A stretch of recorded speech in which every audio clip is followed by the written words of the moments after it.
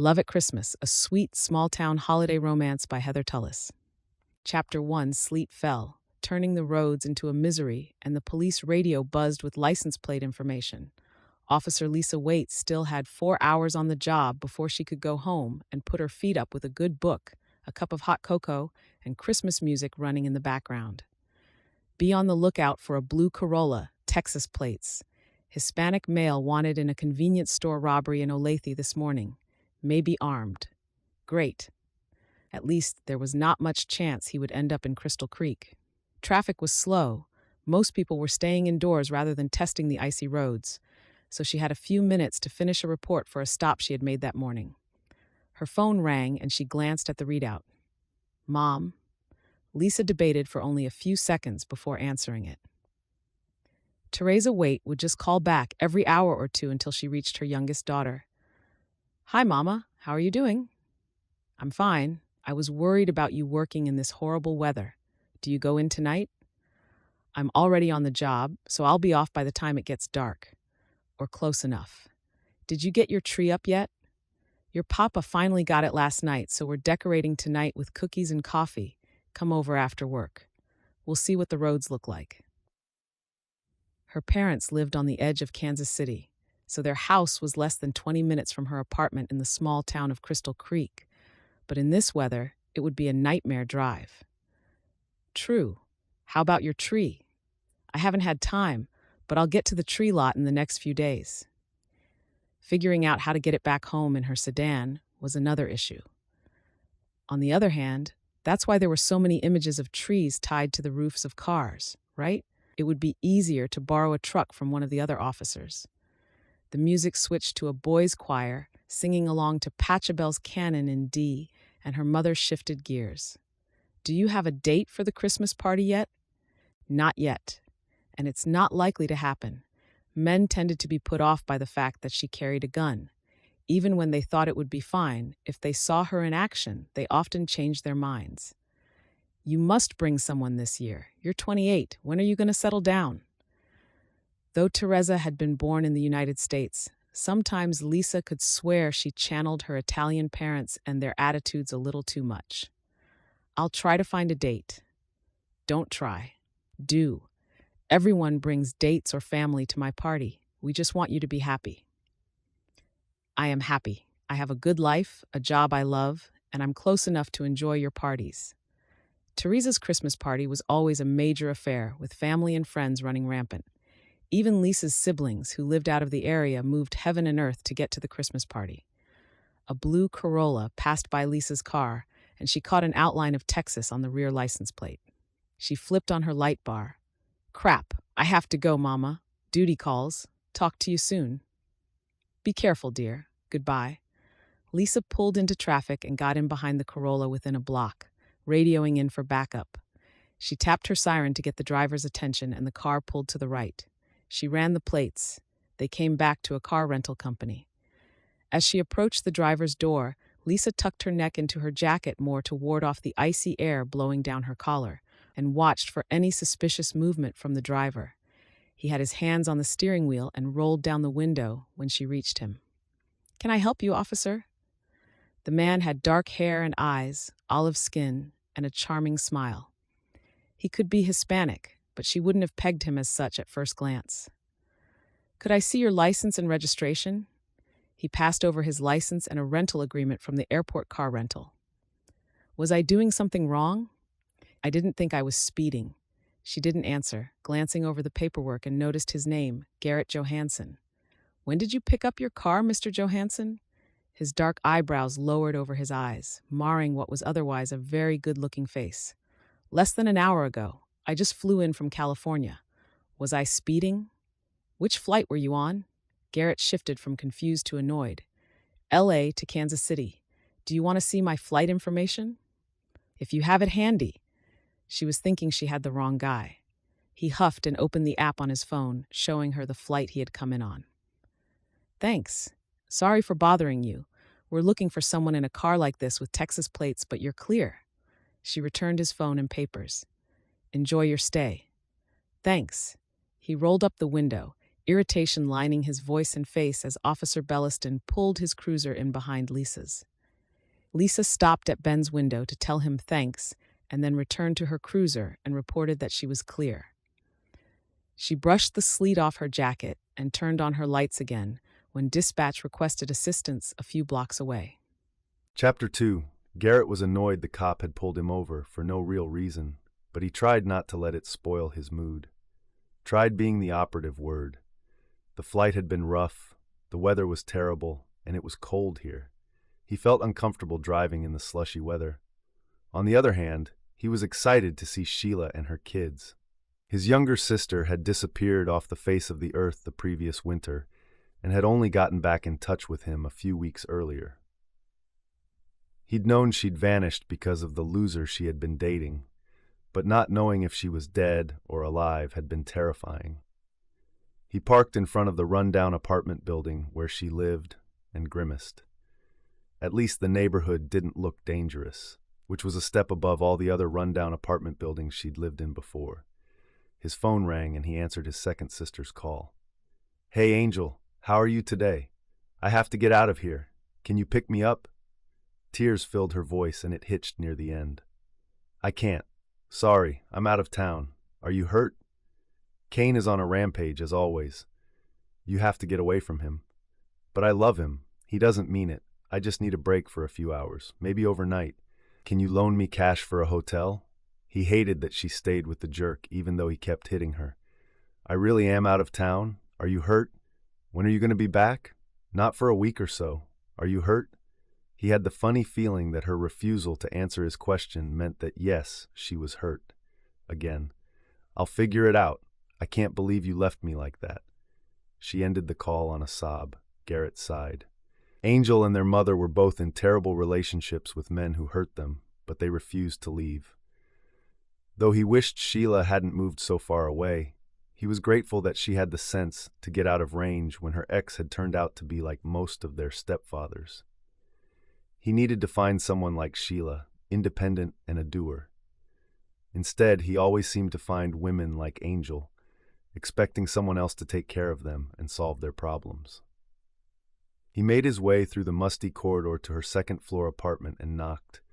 A beautiful black woman with corkscrew curls answered the door in a diner uniform, and the scent of cookies wafted out along with Christmas music. "Can I help you?" "I'm Sheila's brother, Garret."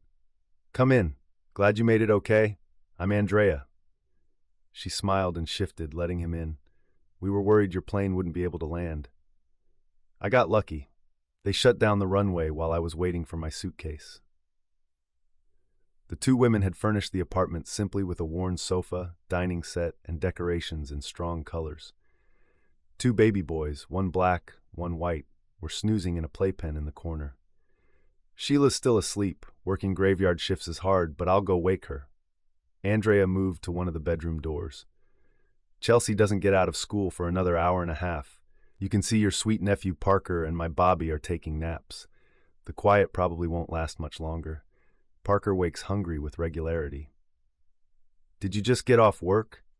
"No, going in about 15 minutes, though with the weather like this, it'll be a slow night." She knocked lightly on the door and then went in. Garret approached the playpen to study the infants. Sheila's baby looked like her, with her strawberry blonde curls and pale skin, though maybe Parker only seemed so pale because he was next to Bobby. He heard movement behind him and turned to see Sheila coming out, eyes sleepy and hair mussed.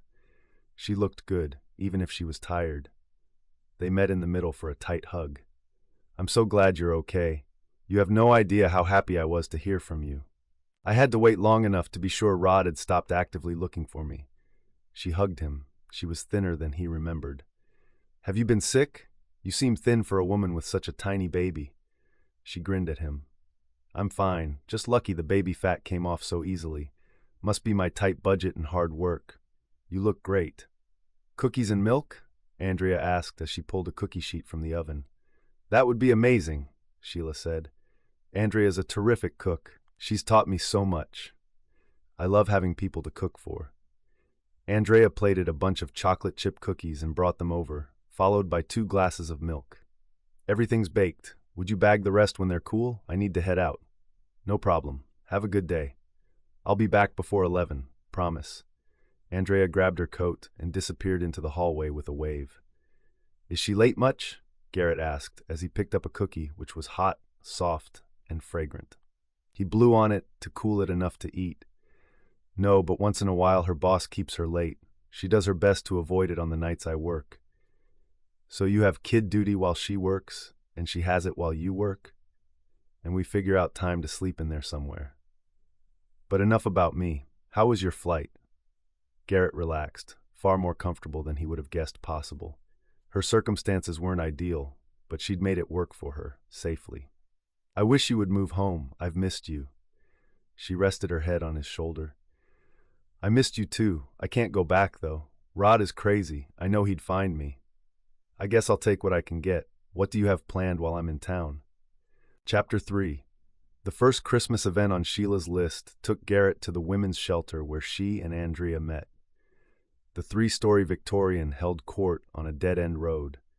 It was surrounded by grass and trees, and when they parked around back, a small playground set took up a corner out of sight of the street. The facility could hold up to 10 women and their children at a time in private rooms. There was already a passel of people hanging Christmas lights, garlands, and red bows on the porches. Others decorated the evergreen in the front yard with lights, while 2 clear bins of shiny balls and glittering stars sat nearby for their turn. Inside, a huge Christmas tree filled a corner near the front window with a cluster of women and children going to town on it. They dropped the kids off in a play area and went to find out how they could help. Glenna, the shelter's manager, was directing people to different areas of the house. Andrea beelined it to the kitchen where a couple of ladies were baking goodies. Garret stayed with Sheila in the front room to help hang garland and lights around the perimeter. Christmas music floated from room to room and people laughed and chatted while they worked. Everyone seemed full of the Christmas spirit despite having recently escaped from dangerous situations. Or maybe that was the reason. Garret had never thought about how it would feel to be homeless over the holidays, hiding from a dangerous relationship with everything you owned fitting in one room, or only a single suitcase. That was without adding a child or pregnancy into the mix. Sheila was still in California the previous Christmas, but he was very thankful she'd had somewhere so homey to stay while she got back on her feet. "Hey, Charlie," she greeted one woman. "Wait until you see the coffee table Andrea picked up to work on in your class." "I'm looking forward to it." The woman grinned and carried out a bag of decorations. "Her class?" "She helps the women who live here or have lived here to refurbish furniture for their apartments when they move out again. She's amazing." Sheila lifted a hand and greeted another woman across the room. "Comfrey, come meet my brother." They had almost finished the room when a baby's cry met Garret's ears, and he turned to see a familiar-looking woman holding Parker. It took Garret a moment to place her. She was the cop who pulled him over in the nasty snowstorm a couple days earlier. "Parker's ready for lunch," the woman said as she passed the baby to Sheila. "Thanks. I want to introduce you to my brother, Garret." Sheila gestured back to him. "This is Officer Lisa Waite. She's the one who brought me here and helped me get into the program." "It's good to meet you under happier circumstances," Lisa said. She was a tiny thing. Garret noticed that right off, but now that he was standing beside her instead of sitting while she was standing, she looked much smaller than before, and at 5'10", he wasn't overly tall. She couldn't have been over 5'2" and slim as a reed. "Under happier circumstances?" Sheila asked. "I pulled him over a couple days ago because his rental car fit a bolo, but I figured it out soon enough. Sheila mentioned her brother was coming to visit. I should have realized when I saw your last name and state on your driver's license." "Well, you know now." He was full of enough holiday cheer to let go of his earlier annoyance with her. That she had helped Sheila when he hadn't been around to do anything didn't hurt either. "Can you help him finish here?" Sheila asked as she moved away. "Sure," Lisa said. "Just tell me what you need." Lisa handed him the decorations as they went around. "First, thanks so much for helping Sheila find a safe place to live when she got here. I've been so worried about her." "You're welcome. I'm glad I could help her out. Is there a second thing?" Yeah, how did you get roped into helping here today? Sheila acted like it was just previous occupants who helped for this. I volunteer here a couple times per month. It makes me feel good being able to help them out. Right, because you don't serve the community every day in your job. She grinned. How long are you in town for? I fly home on the 21st. My boss needs someone to cover the Christmas shifts, or I would have come out for Christmas instead. What do you do? I repair machines at a manufacturing plant. How long have you been a cop? 7 years. I never wanted to do anything else. By his guess, that would mean the second she turned 21. Really? Is it exciting? He'd never considered it, and hadn't liked the cops he'd known growing up. But that might have been different if he'd been less of a hellion as a teen. Once in a while, but not all that often. That's not to say it can't be entertaining. We have our share of crazy calls. She worked side by side with him for the next hour as they moved to the dining area to put garland and lights there as well. We still need to get our tree, Andrea was saying when she and Sheila joined them in the dining area later. Garret and Lisa were nearly done. I need mine too. I can borrow a truck and we can get them tomorrow, Lisa said. Perfect. Andrea works early tomorrow, so we could grab one in the evening if you'll be off work, Sheila said. Lisa nodded. I'll be off by 4. Let's meet at 5 then, at the tree farm on Maple? Andrea asked. Sounds good, Garret smiled. He hadn't even needed to ask for a date to be sure to see Lisa again. When she glanced over at him, he wondered if she felt the same. Chapter 4. The Christmas tree farm on the edge of town had been running for over 50 years. Lisa had bought her tree there ever since moving to Crystal Creek and had been happy with it every year. She pulled to a stop in a beat-up Chevy she'd borrowed from one of the guys at work and searched the parking lot for either Andrea's or Sheila's cars. A blue Corolla caught her eye, the one Garret had rented, and Andrea's car was just beyond it. Lisa exited the truck, which was a faded orange-red color with primer gray spots. It wasn't gorgeous, but she hadn't cared about that when Carl agreed to loan it to her. Garret and the others got out of the other vehicles and he pulled Chelsea from her car seat, settling her on his hip, though, as a third grader, she was too big for it. Andrea and Sheila both snuggled their boys into slings close to their chests and covered them with blankets. Where do you want to start? Sheila asked. They meandered through firs, pines, and cedars, finally settling on 2 6-footers, a pine for the others and a fir for herself. A farm employee wrapped the trees for transport and helped Garret load them into the back of the truck. Lisa opened the truck door. I'll meet at your place first to unload. That would be great, Sheila said. She looked tired and probably had to work at the styrofoam plant that night. The roads had dried the previous day and the night was cold and clear. Christmas lights and decorations showed from homes and businesses, and holiday tunes blared from the truck's radio. This was Lisa's favorite time of year. When family got together, people thought of strangers and tried to be a little kinder than normal. She loved Christmas treats and smells, parties and gift wrapping. The only drawback was the quiet emptiness of her darling little apartment. She wasn't lonely. She had plenty of friends, family, and coworkers, but it had been a long time since she'd had anyone special. She helped Garret carry the tree upstairs to the ladies' apartment and set it in the tree stand Andrea had found at a local thrift store. That should help keep the funky smell from the hall at bay, Andrea said as she tightened the bolts onto the tree trunk to keep it in place. Smells better already, Sheila agreed, handing Andrea a pitcher of water to pour into the base. Mom, I'm hungry. Chelsea whined at Sheila's side. Okay, I'll find something for dinner. Pizza, Chelsea suggested. Not tonight. You always want pizza. It's the best. Tomorrow afternoon I'll bring pizza. How does that sound? Garret asked. Yay! You made her day. Sheila pulled a bottle out of the cupboard and began running the hot water to make formula for Parker. I'll go help Lisa wrangle her tree into her place, Garret said. I'll feed the munchkins and take a nap before work. We'll decorate the tree after eating pizza tomorrow. Andrea will be back by 1. Then I'll be here at 1. He told them good night and followed Lisa into the musty hall. What do you do with yourself when they're at work or catching up on sleep? Lisa asked. I've driven around town, checking out the area, watched TV, and generally chilled. It's been a while since I had a vacation, so this has been a nice few days. She didn't imagine he was the kind of guy who was happy sitting still for long. I live only a few blocks away on Walnut. Do you want to follow me? No problem. They arrived at her place a few minutes later, and Garret helped her haul the fur from the borrowed truck and up 2 flights of stairs to her third-floor apartment.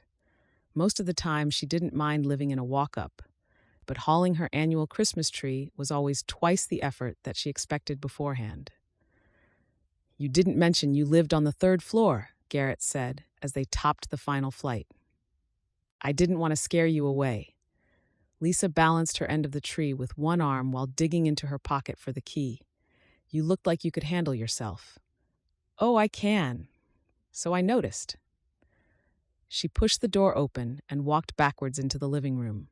Lisa felt fortunate to be in a nice apartment building. Her place wasn't lavish, but since it was a newer building, the carpets were in good condition, the paint fresh, and it didn't smell musty. She led him around the sofa set to the space she had cleared for the tree.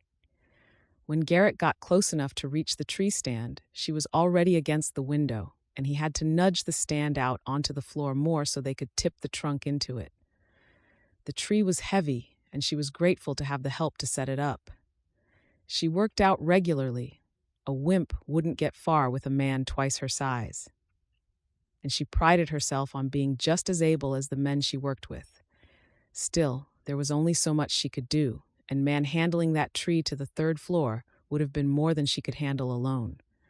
Garret set the tree in the stand, and Lisa held it upright while he tightened the bolts. "I can't remember the last time I had a fresh Christmas tree," he admitted. "Really? How long has yours been fake?" "Always? Maybe. I didn't have one at all the past couple of years. No time to set it up, and no one to celebrate with in my place anyway." He filled the base with the water she gave him and looked around. "Your place is homey, comfortable. I bet you like curling up on the sofa when it's cold outside. Beats chasing perps on icy sidewalks." "I bet." He straightened his coat and shoved his hands in the pockets. "Anyway, need help with anything else?" Lisa almost said no, but followed her impulse instead. "I could use help to put the lights on the tree, and as long as you're staying to help with that, you could help me eat the dinner I'm about to make." She wasn't sure why she invited him to stay. There wasn't anything special about him. Still, he intrigued her, and she knew if he didn't stay, he would go grab a burger or something, and they would both sit alone in their own places for the rest of the night. There was no point in both of them being lonely. "That sounds great. I wasn't looking forward to my solitary hotel room." "Yeah, it can get quiet here too.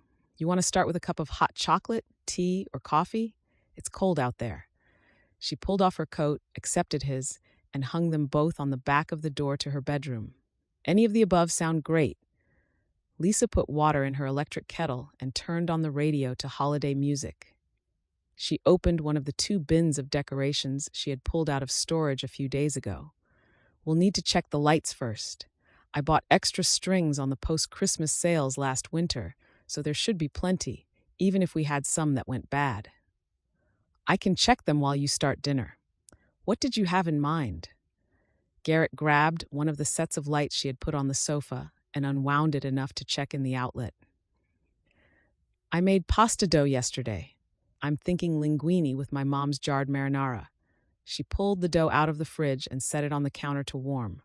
"Or ravioli with a ricotta filling. That wouldn't take long to whip up." Garret turned his dark eyes on her in surprise.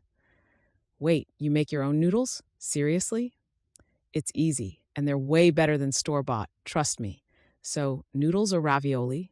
She looked over at him and found him staring at her in surprise. "What? I know it's a little unusual, but is it really that weird?" "Sorry, it's just my mom didn't cook, or my sisters, or anyone I've ever dated.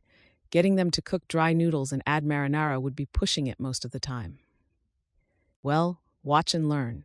It's so simple and inexpensive to make it yourself." Cooking was fun and relaxing, though Lisa enjoyed it more when she was cooking for extra people.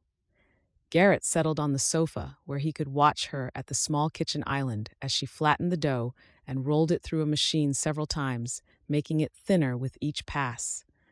"Do you have to use a special machine?" he asked. "No, my mom still uses a rolling pin and knife to make her linguine and fettuccine. I like to take the easy way, though. I'm terrible at getting the dough even by hand." She shifted the crank to the other side of the pasta maker and rolled the dough through the cutters, coming out the perfect width. "That's green dough. It's made with spinach. I also make it tomato flavored, or even with a little pepper for bite, or there are dozens of other options. My mom uses squid ink to turn it black when she's making seafood. That pasta is divine, but I've never tried making it yet."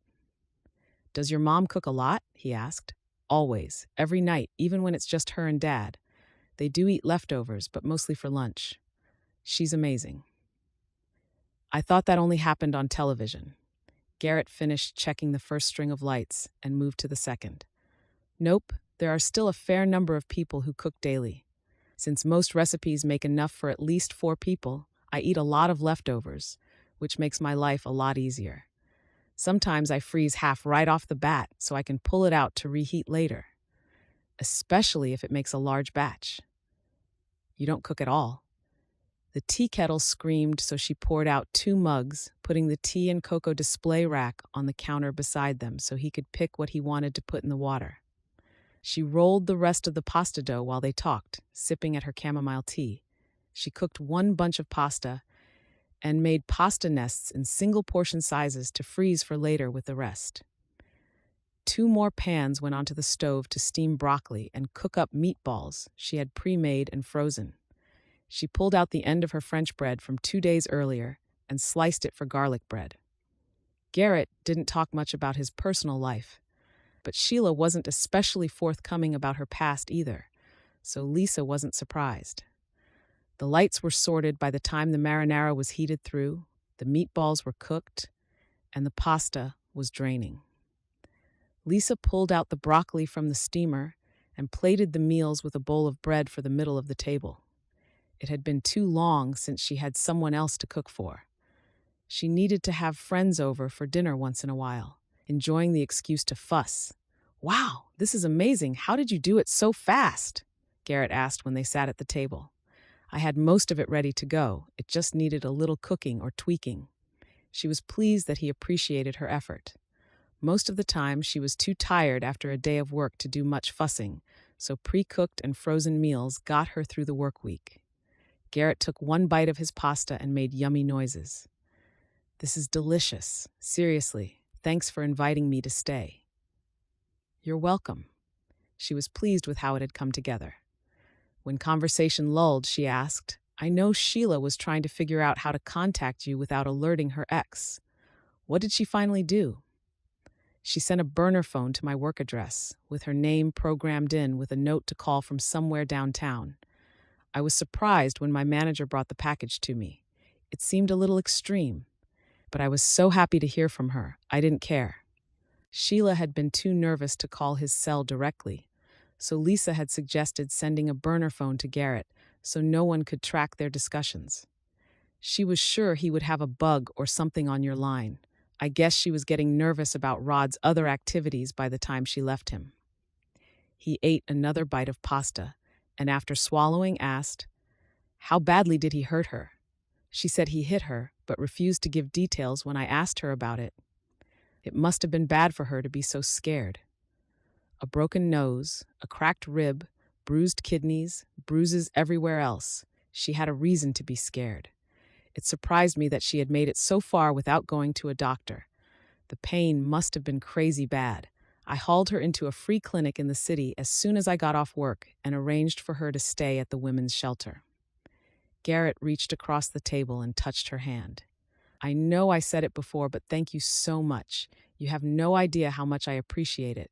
I know that was going above and beyond the call of duty." Lisa's throat tightened. I had seen similar injuries too many times on women who refused to get out of the situation. It always made me feel helpless, so when I found someone who wanted out, I had to help her. It wasn't like I gave her money or anything. I just helped her access the services she needed. so she could get back on her feet. Hey, she did that herself. She and Andrea make a great team. They work with a few of the other women from the program to swap childcare sometimes too. They're incredible. I have to agree with you. What do you know about Andrea? Lisa considered the question as she twisted pasta around her fork. There was only so much she could say. Andrea's husband was at home while she was out running errands with her new baby last summer. There was a fire in the building and her husband died. She lost everything except Bobby. I can't even imagine the pain. Neither could Lisa, and she was glad she didn't have to know it for herself. Uncomfortable talking about other people's business, even if it was public knowledge, she changed the subject before he asked. The more she enjoyed his company, the more she had to remind herself that he wouldn't be around much longer. Chapter 5. Saturday night, Garret went with Sheila, Andrea, and the kids for a walk in the park. Every year, the city festooned the trees with lights, businesses and organizations around town put up holiday displays, and Santa talked to the kids and handed out treats in the little pavilion on one end. All of that would have been much more pleasant if the temperatures had been above 40 degrees. Or hey, 60 degrees. You're such a California boy, Andrea said after Garret shivered in the warmest jacket he owned, which was not sufficient for Kansas winters. Guilty. How long is this line going to take? He asked as he looked at the long snake of people ahead of them. They had barely gotten to the back of the line, and he was already half frozen. Couldn't we take them to see a mall Santa instead? Mina and Bennett, come join us, Sheila called out to a cute blonde and a woman of Indian descent as they arrived. It only took a few minutes to realize these were also women who had lived at the shelter with Sheila, so he studied them more closely. The blonde's daughter hooked up with Chelsea, and Mina carried an infant boy who looked to be about Bobby's age. Hey ladies and Garret! He turned to find Lisa greeting them, along with a tall, dark-haired officer with a name tag that read B. Belliston. Everyone greeted her. A woman in uniform had never appealed to him all that much. But Lisa was another matter. Then again, maybe it was just her. How are you doing, Lisa? Good, cold, but that's not a surprise. How did it go with your tree? She glanced over to include Sheila and Andrea in the discussion. Great, Andrea answered. Chelsea only knocked it over once in her excitement, and the boys are still too young to climb it, though Bobby is starting to crawl, so all bets are off by Christmas. Lisa laughed, and he loved the way it sounded. The way the smile brightened her features.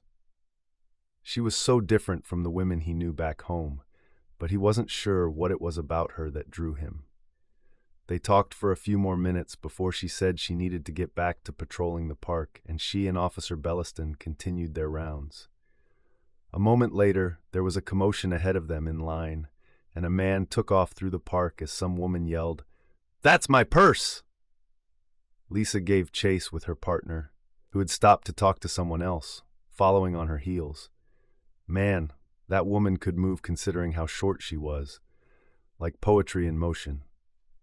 The thief circled around a group of people and shifted vectors to Garret's direction. Garret took 2 steps to the right and stuck out his foot as the man ran past, catching him and sending him stumbling and flat on his face. Garret's foot hurt from being tripped over, but probably not as much as the runner hurt from the fall. Lisa pounced on the purse snatcher, yanking back his arms. She grinned at Garret. Hey, thanks for the assist. You're welcome. The man was twice her size, but Lisa had no trouble cuffing him and holding him down until her partner joined her, and together they carted him off to a police car. Wow, that was amazing, Garret said when they had gotten out of hearing range. She's my hero, Bennett said. She wasn't much taller than Lisa. Garret smiled as he looked back at the woman who intrigued and attracted him more every time they met. Chapter 6. Several days passed before Lisa saw Garret again. She wasn't sure if he was staying out of sight, freaked out by seeing her in action as a cop, or if they simply didn't run into each other. She'd wanted to call Sheila and get his number, but that seemed stupid when he was leaving town in a few days. He lived more than halfway across the country. Tuesday evening was the annual community caroling event. This had become one of Lisa's favorite activities. People from all over the community came to the high school gym to sing, and to enjoy cookies and spiced cider. They projected the words on one wall and sang not only Christmas songs, but ones for Hanukkah and other winter holidays. Crystal Creek was not the most diverse place Lisa had ever lived, but she loved that they embraced other cultures and their celebrations. Her phone buzzed with a reminder text from her mother about making sure she had a date for the party, which was only 3 days away. Lisa was singing her third song when Sheila and Garret approached. Sheila carried Parker and Garret carried Bobby in one arm and held tight to Chelsea's hand with the other. Man, was it possible for someone to get cuter every time you saw them? She was sure if it was a superpower, Garret had it. "Hey, I was hoping we might run into you," Garret said.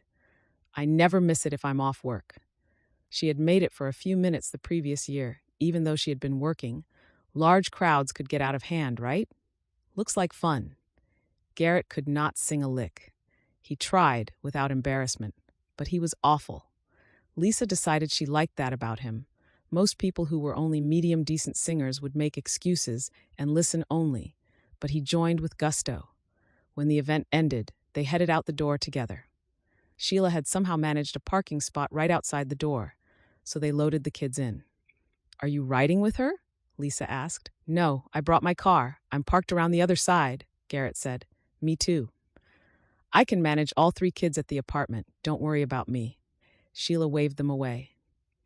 "Have a great night. Good to see you again, Lisa." Sheila shot them a curious look, then slid into her seat and shut the door. Garret gestured toward the other lot with a tip of his head. "Shall we?" "Yeah."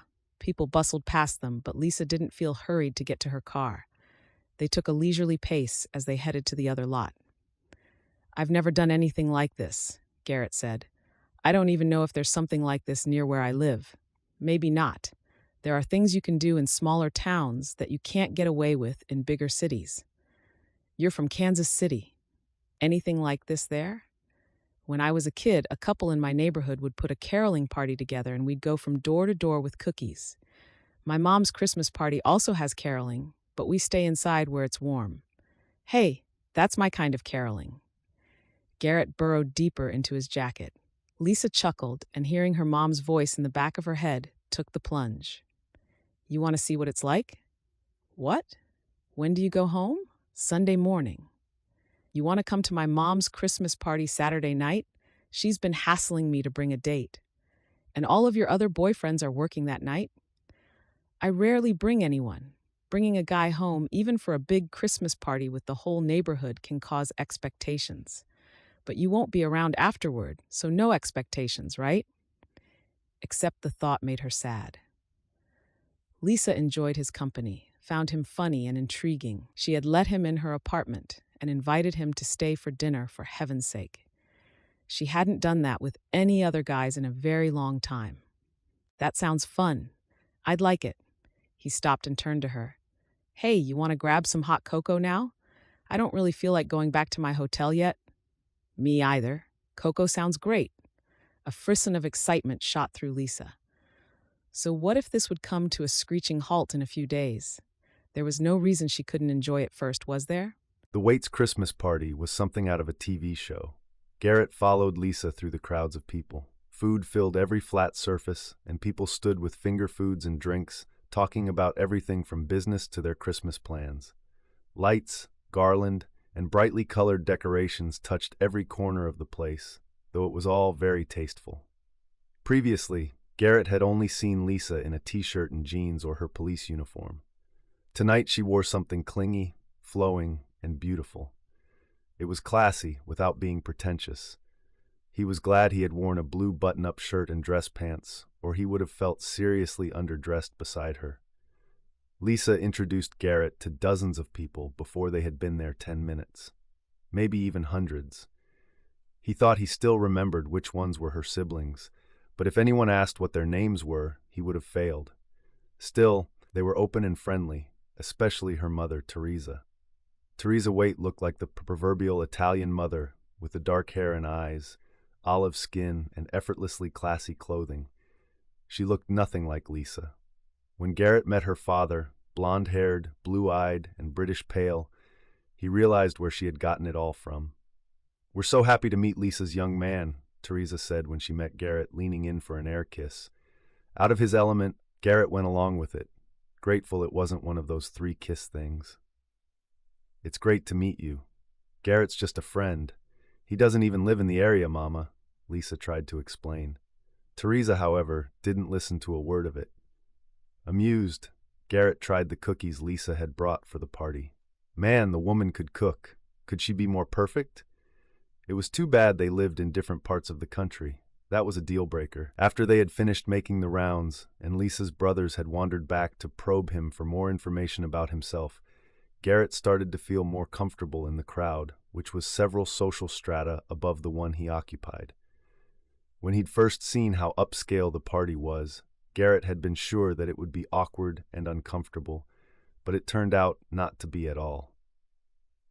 "Your mom does this every year?"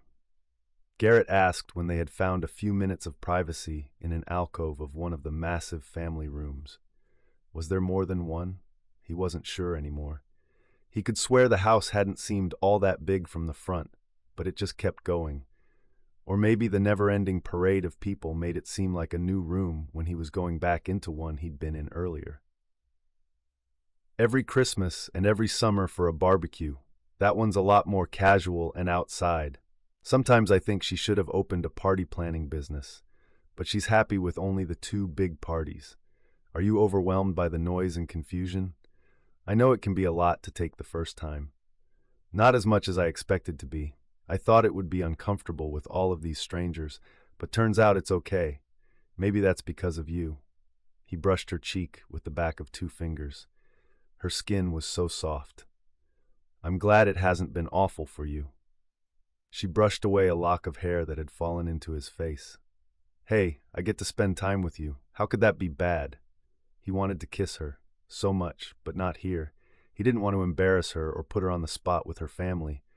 "Even after you saw me chase that purse snatcher the other day?" "Well, yeah, that was impressive. You've got moves." "Huh." She said it as if surprised that he hadn't been put off by her doing her job. "Why?" "It just seems like most guys who date me get wigged about me being a cop and carrying a gun. They may say it's fine to begin with, but in reality, not so much." Garret shifted closer, setting his hands on her waist to draw her in. "Well, now that's just crazy because it's really hot." "Really?" Her smile curved in invitation, and Garret wished they were alone somewhere. "Kiss her," a woman in her 50s said, breaking the mood. "You're standing under the mistletoe. You have to kiss her." Garret looked up and then around the room. All the alcoves had a sprig of mistletoe dangling in them. He looked back at Lisa, wondering if she'd planned this. He lifted a brow, questioning if she wanted to please them. She gave a nearly indiscernible nod of assent. Deciding he shouldn't feel self-conscious if the people were egging him on, Garret leaned in and pressed his mouth to Lisa's. Something bright and hot flashed in his brain. Or that could have been a camera flash. Either way, Garret took it as a sign, pulling Lisa onto her toes to deepen the kiss. Her hands found his waistband and yanked him closer. Oh man, this woman was something else. A throat cleared, and Garret realized he needed to end this, even if people had been egging them on. He pulled back with great reluctance. There was a smattering of clapping and laughter before the talking resumed. He hadn't realized things in the room had gotten quiet and that it wasn't just his brain exploding. He cleared his throat. "Well, I guess we made sure this mistletoe sprig doesn't feel underused." No, not at all underused. Lisa's breathing was heavier than usual and she sucked her bottom lip into her mouth. Exactly. He wanted to taste that lip again, but he shifted away. "So, how about more of those cheesecake bites?" "That sounds perfect." Garret tried to put the kiss out of his head. He would never see Lisa again after tonight. Or if he did, it could be years.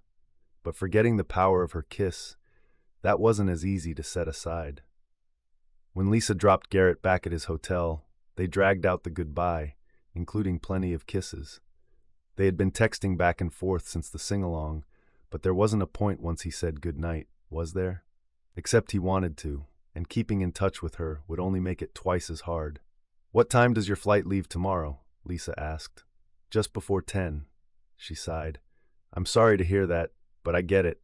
I don't suppose you'll be coming back anytime soon? He skimmed his fingers over her cheek, wanting to remember the way he felt at the moment. Probably not. I don't get away from work very often. It was great to get to know you, though.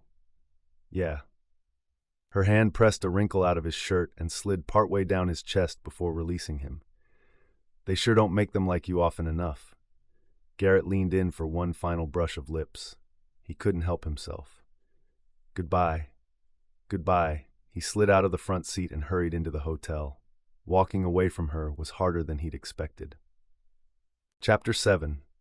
Sunday morning, Garret woke to learn that the day's snowstorm had been upgraded from a moderate storm coming in late morning to a blizzard that hit at 5 a.m.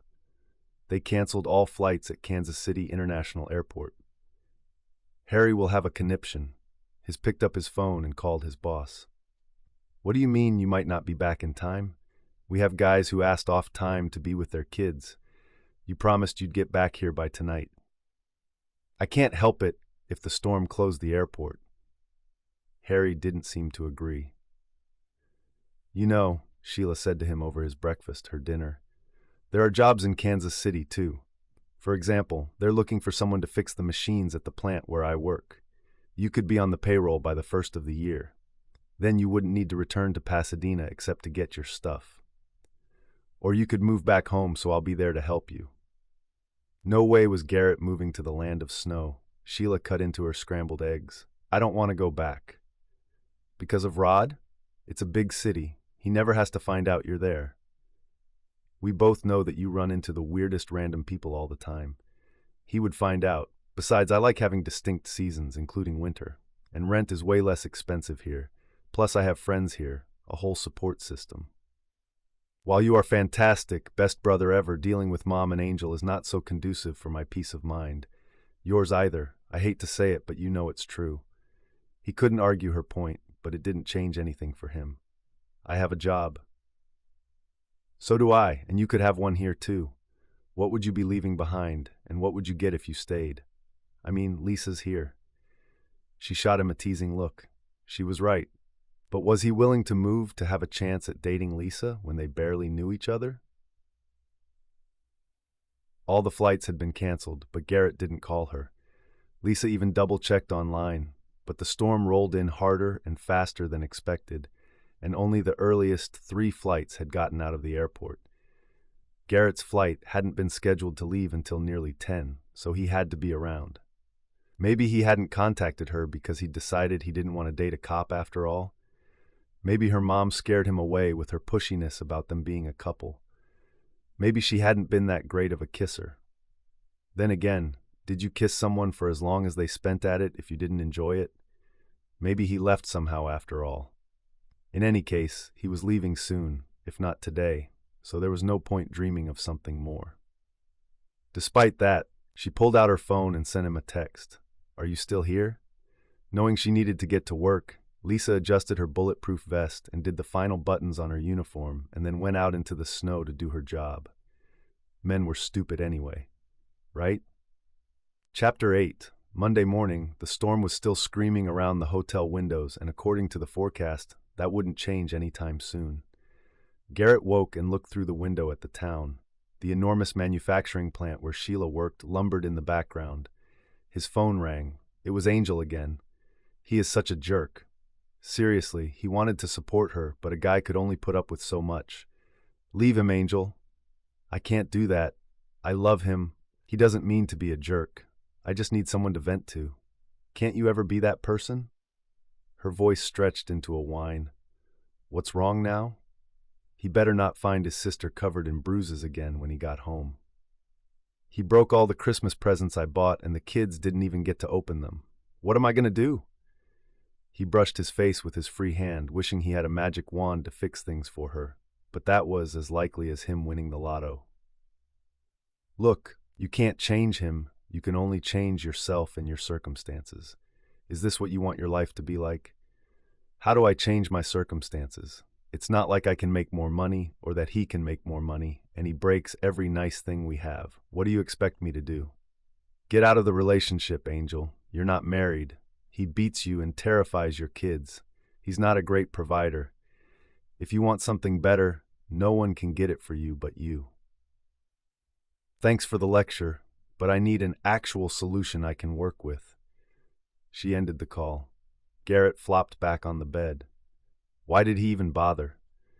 Why couldn't she see that she either needed to do her best to make things work within the parameters she had, or she needed to get out and create new parameters? Her boyfriend was a user, and neither of them were willing to put in the effort to change their circumstances. He sat up and looked out the window again, seeing the puff of steam coming from the styrofoam plant through the falling snow. Grabbing his phone, he flipped to the messages he and Lisa had shared before the party, including the one he hadn't answered. Maybe it was time he took his own advice. Chapter 9. Lisa came home from the morning shift on Christmas Eve feeling discouraged. The airport had cleared out and flights resumed that morning. When she drove past the hotel, Garrett's car hadn't been there. It had also been absent from his sister's apartment building. She had to guess he'd managed one of the first flights of the day. He hadn't heard from him in person, call, or text since their goodbye kiss on Saturday. Apparently, he'd seriously meant goodbye. She turned on her Pentatonix Christmas music and pulled out flour, spices, sugar, molasses, and other ingredients to make a gingerbread cake for dinner with her family the next night. Music floated through her apartment, and she couldn't help but think of the night that Garret had come to help with her tree. Glittery glass balls and popsicle stick decorations hung side by side. But even with the sights, sounds, and smells of Christmas, she didn't feel as jolly and bright as usual. She missed Garret. How could you miss someone you barely knew? It didn't make sense, but there it was, and clearly the emotion was one-sided. Feeling sorry for herself wouldn't help, so Lisa creamed her butter and sugar, sifted her dry ingredients together, and 10 minutes later slid the whole concoction into the oven. Trying to push thoughts of Garret away, Lisa sat on the living room floor and began wrapping her family's presents. She was halfway through when there was a knock on her door. Hands full of wrapping paper and tape, it took a moment for Lisa to stand, and the bell rang again. Patience, my goodness. She opened the door to find Garret standing on the other side, holding a small box wrapped in silver foil. "Hey, neighbor, I wondered what you were up to. Making cake and wrapping presents." Confused, she stood in the doorway, not letting him in. "I thought you'd left town." "Nah, I couldn't get a flight until after Christmas, but I didn't try all that hard. Spending the day here seemed like the right thing to do." "Okay." Coming to her senses, she shifted out of the way and let him in. "I bet Sheila's excited that you'll be here." "Yeah, we're both looking forward to spending the day together. You know what else I'm looking forward to?" "What?" After setting the package on her counter, Garret framed her face with his big calloused hands, so gently, and moved in. He hovered for several seconds, giving her a chance to pull back before he dropped his lips to hers. Putting aside the fact that he'd dropped off the radar for days, Lisa leaned into the kiss, into the moment. So, it would end in 2 days. Did that mean she had to be miserable now? They lingered over the kiss for a long time before she pulled back. "I'm glad you're here now. What happened to you for the past few days? You haven't texted or called or anything. Neither have you." He slid back into her arms and started kissing her again, talking in quick bursts between. "I had to figure something out and make arrangements. Interviews, paperwork, it was endless." What was? Whatever he was talking about, it wasn't making any sense, but maybe that had something to do with the insanely distracting kissing. "My new job at Stone Enterprises. Finding an apartment. It's 3 doors down, by the way. Scrounging some kind of furniture, because I've been living in a furnished apartment my whole life and can fit everything I own in a car. And maybe one of those car top storage things. Not everyone can be Sheila and just leave without dealing with details first. Not that she had much choice." He muttered this while brushing his lips along her cheek, her chin, along her pulse point. Lisa blinked several times in succession and pushed him away. "Wait, what? You're moving here? Permanently?" Her head was so fuzzy from the kissing that she wasn't sure she'd understood a word out of his mouth. "Of course." He dropped a final kiss onto her nose. "I woke up Monday morning and realized that I wasn't looking forward to going home, that you and Sheila's family were all that mattered to me, and you were both here. So I interviewed for the job Sheila told me about at her work, and they loved me. How could they not? He shot her a goofy smile. I was hired on Tuesday, but so many details to deal with, including finding somewhere to live, setting up utilities, canceling everything in Pasadena, and forwarding my mail. He took her by the shoulders, making sure she looked him in the eye. So here I am today, saying that I want to spend at least part of tomorrow with you, and as many of the tomorrows that follow as possible, because no woman has ever meant as much to me as you do. I tried to stay away from you for the past few days, to see if it was possible. I couldn't get you out of my head or my heart, and I don't think I ever will. I can't imagine ever wanting to. But your job in Pasadena, your mom and sister are there. My job in Pasadena is just a job. It's not special or a good enough reason to stay, and the new one pays better when you consider the cost of living. I'm sorry my mom and Angel can't get their lives in order, but whether I'm there or not, their situation will be the same in 2 years, because they won't change anything. I might be able to help Sheila, and both Chelsea and Parker need an uncle. Her brain started to put all the pieces together. Okay. It still seemed like a big move to make, but who was she to complain? And then there's you. I've never met someone as strong, as kind and thoughtful, independent and capable. You amaze me, and I love spending time with you. I may possibly even love you, but I most definitely want to see if what this is between us can be something more, something bigger, can be everything. She wrapped her arms around his neck and pulled him close, their faces only a breath apart. Me too. When their lips met, Lisa knew this would be the best Christmas ever. Thanks for listening to Love at Christmas. Please like this story and leave a brief comment to help others find this story.